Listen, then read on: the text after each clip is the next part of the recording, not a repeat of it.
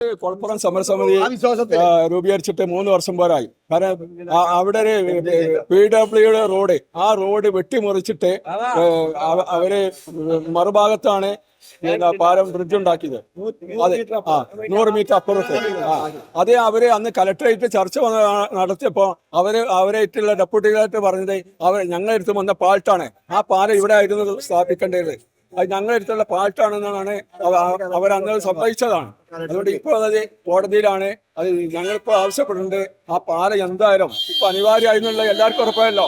ഇങ്ങനെ ഈ സംഭവം നടന്നപ്പോൾ ഇപ്പോ വണ്ടികളൊക്കെല്ലാം തിരിച്ചു വിടുന്നത് ആ ബ്രിഡ്ജ് ഉണ്ടെന്നുണ്ടെങ്കിൽ, ആ ബ്രിഡ്ജ് അവിടെ ഉണ്ടെന്നുണ്ടെങ്കിൽ വണ്ടികൾ ഇത്ര ബ്ലോക്ക് ആവില്ലായിരുന്നു. ഇപ്പൊ ഞങ്ങൾ ആവശ്യം പറഞ്ഞാല് ഇപ്പൊ ഈ വയല് തുടങ്ങുന്നത് മുതൽ ഇതുവരെ അവസാനിക്കുന്ന ഇതുവരെ കക്കാട് വരെ പിന്നെ പില്ലറമ്മില് പാലം ബ്രിഡ്ജ് ആയിട്ടാണ് ഞങ്ങൾ ആവശ്യപ്പെടുന്നത്. അതല്ലാതെ മറ്റു ഇതുപോലെ ഉണ്ടാക്കാനാണെങ്കിൽ ഈ നാട്ടുകാർ, ഈ സമരസമിതിയും ഒറ്റക്കെട്ടായിട്ട് ഇവിടെയുള്ള കർഷകർ ഇപ്പൊ 2-3 വർഷമായിട്ട് നെൽകൃഷി ചെയ്യുന്നില്ല. കാരണം വെച്ചാൽ മഴ വരുന്ന സമയങ്ങളില് വെള്ളം നന്നായിട്ട് റോഡാണ്. ഈ സർവീസ് റോഡും ഇതുപോലെ തന്നെ ഇതിന് ഹൈറ്റ് കുറവാണ്.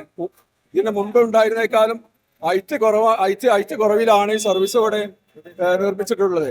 അത് അന്ന് തന്നെ ഞങ്ങൾ ഇത് കാണിച്ചതാണ്. അന്ന് കലക്ടർക്ക് പരാതി കൊടുത്തു. ഇവിടെയുള്ള കർഷകരും എല്ലാവരും, സമരസമിതി കർഷകരെല്ലാവരും കൂടി കലക്ടർക്ക് വരെ പരാതി കൊടുത്തു. ഇപ്പൊ നിർമ്മിച്ചിട്ടുള്ള ഈ സർവീസ് റോഡ് ഹൈറ്റ് ഉയർത്തണമെന്നുള്ളത് ഞങ്ങൾ പരാതിയും കൊടുത്തിട്ട് അവർ പറഞ്ഞ് നോക്കാം, NHIക്ക് വിട്ടിട്ടുണ്ട്, അവർ വന്ന് നോക്കും. ഇതുവരെ അവരൊന്നും ചെയ്തിട്ടില്ല. എല്ലാ പാർട്ടിക്കാരുണ്ട് സമരസമിതിയിലെ. നാട്ടുകാർ ഒറ്റക്കെട്ടായിട്ടാണ് സമരസമിതി രൂപീകരിച്ചിട്ടുള്ളത്. അത് ഞങ്ങൾ ആ പാലം കിട്ടുന്നത് വരെ, ബ്രിഡ്ജ് അവിടെ സ്ഥാപിക്കുന്നത് വരെ ഞങ്ങൾ അതിന്റെ സമരത്തിന് പിന്മാറില്ല. ഇപ്പൊ അത് കേസിലാണ്. ഇപ്പൊ നമ്മുടെ സ്ഥലം MLA കഴിഞ്ഞ